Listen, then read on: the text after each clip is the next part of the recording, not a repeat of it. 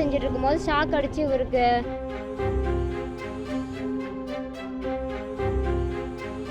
Police ஸ்டேஷனில் complaint கொடுத்தான்.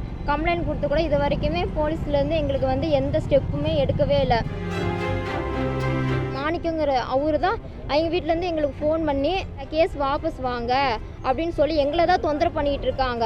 எங்கள் வீட்டுக்காரங்க நம்பி தான் நானும் 2 பிள்ளைங்க இருக்கிறோம். எல்லாம் தெரிஞ்சிருந்தோம் இவர் வந்து இவ்வளோ எங்களை கஷ்டப்படுத்துகிறாரு.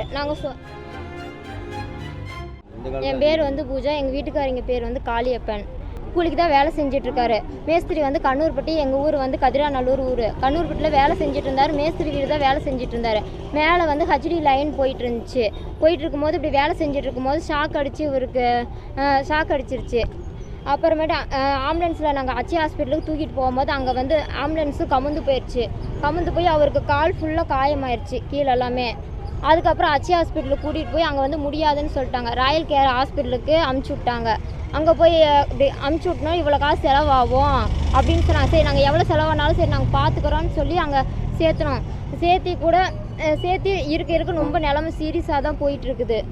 அப்புறமேட்டு இப்படி மேஸ்திரிகிட்ட சொல்லி இவ்வளோ செலவாயிருக்க எங்களுக்கு ஏதோ பார்த்து கொடுங்க அப்படின்னு கேட்டோம். அப்படி கேட்டும் போது எங்கள் வீட்டுக்காரங்க உயிருக்கு பிச்சை போடுற மாதிரி 2 ரூபா 3 ரூபான்னு சொல்லிட்டு இது வரைக்குமே எங்களுக்கு 1 ரூபா கூட பணம் செலவு பண்ணவே இல்லை. எங்களால் முடிஞ்ச வரைக்கும் நாங்கள் ராயல் கேரை வீட்டெல்லாம் விற்று செயினெல்லாம் விற்று தான் நாங்கள் வந்து பார்த்து எங்களால் முடியல. அதுக்கப்புறம் சேலம் ஜிஹெச்சுக்கு போய் தான் நாங்கள் ட்ரீட்மெண்ட் எடுத்து பார்த்துட்டு இருக்கோம். இவ்வளோ தூரம் பார்த்து கூட அவங்க வந்து இது வரைக்குமே எங்களுக்கு எந்த ஸ்டெப்பும் எடுக்கலை. நாங்கள் முடிஞ்சதுக்கு ஊர் பெரிய மனுஷங்கள்லாம் வச்சு நாங்கள் பேசுகிறோம். அவங்க இது வரைக்குமே எதுவுமே வரல. சரி நாங்கள் போய் போலீஸ் ஸ்டேஷனில் கம்ப்ளைண்ட் கொடுத்தோம். கம்ப்ளைண்ட் கொடுத்து கூட இது வரைக்குமே போலீஸ்லேருந்து எங்களுக்கு வந்து எந்த ஸ்டெப்புமே எடுக்கவே இல்லை. அவங்களே தான் எங்களுக்கு வந்து மிரட்டுறாங்க, இப்படி டார்ச்சர் பண்ணுறாங்க. அப்புறமே போலீஸ் ஸ்டேஷனில் போய் இப்படி கொடுத்தா அவங்க வந்து எங்களுக்கு இதாக பேசாமல் அவங்களுக்கு சாதமாக தான் பேசுனாங்க. எங்களுக்கு நேற்று ஃபோன் பண்ணி இப்படி போலீஸ் ஹாஸ்பிட்டலேருந்து ஃபோன் பண்ணி மிரட்டுறாங்க. எதுக்கு இப்படி பணம் கொடுன்னு தொந்தரவு பண்ண, இவ்வளோ கொடுங்கன்னு தொந்தரவு பண்ண. நாங்கள் இது வரைக்குமே தொந்தரவு பண்ணவே இல்லை. அவங்க தான் மாணிக்கங்கிற அவரு தான் அவங்க வீட்டிலேருந்து எங்களுக்கு ஃபோன் பண்ணி வாபஸ் வாங்க, கேஸ் வாபஸ் வாங்க அப்படின்னு சொல்லி எங்களை தான் தொந்தரவு பண்ணிகிட்டு இருக்காங்க. நாங்கள் சொல்கிறோம், நாங்களே கஷ்டப்படுறோம், உங்களால் முடிஞ்சது இவ்வளோ கொடுங்க, இவ்வளோ செலவாயிருச்சு கொடுங்கன்னு நாங்கள் கேட்குறோம். கேட்டு கூட தரவே இல்லை. எங்கள் வீட்டுக்காரங்க நம்பி தான் நானும் 2 பிள்ளைங்க இருக்கிறோம். எனக்கு பையன் 5 வயசு பையன் ஒன்று இருக்குது, 7 மாதத்துக்கு குழந்தை இருக்குது.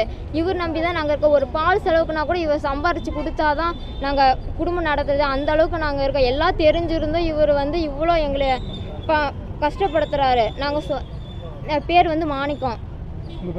என் பேர் வந்து பூஜா. மேஸ்திரி பேர் வந்து மாணிக்கம்.